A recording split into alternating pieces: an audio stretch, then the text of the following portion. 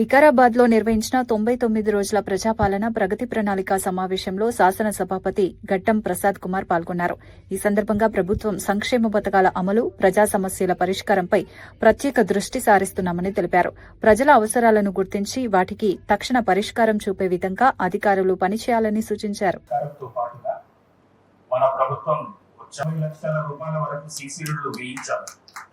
మేము పని చేస్తున్నాం. ఇప్పుడు వాళ్ళు ప్రచారం చేసుకున్నారు. వాళ్ళు 10 ఏళ్ల పాలనలో 8 లక్షల కోట్లు అప్పులు చేశారు. నియోజకవర్గంలో కొత్త రోడ్డు వేయలేదు, ఉన్నవి రిపేర్ చేయలేదు. నేను గత 2.5 సంవత్సరాలలో ఇప్పటికీ 600 కోట్లతో రోడ్డు వేయిస్తాను. కన్సర్న్ పంచాయత్ సెక్రటరీ గారు, తర్వాత కన్సర్న్డ్ ఏఈ ఆర్డబ్ల్యూఎస్, తర్వాత కన్సర్న్డ్ లైక్ పంచాయతీ సిబ్బందులు, ఎంపీడీఓ, ఎంపీఓ అక్కడ ఇన్స్పెక్షన్ చేసి ఇమీడియట్ గా రెక్టిఫికేషన్ 2 ఏప్రిల్ నాడు గ్రామ సభ అన్ని గ్రామ పంచాయతీలో, అన్ని 594 గ్రామ పంచాయతీలో జరిగింది.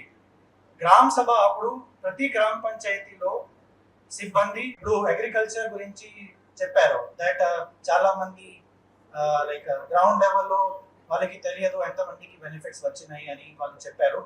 సో తర్వాత ఇప్పుడు మీకు సమస్య ఉంటే గ్రామ పంచాయతీలో, తర్వాత మున్సిపల్లో మంచినీటి సమస్య ఉంటే ఒకసారి హెల్ప్ లైన్ లో పెట్టండి, లేకపోతే కన్సర్న్ ఎంపీడీఓ, ఎంపీఓ విస్తృతంగా బ్రీఫ్ చేశారు.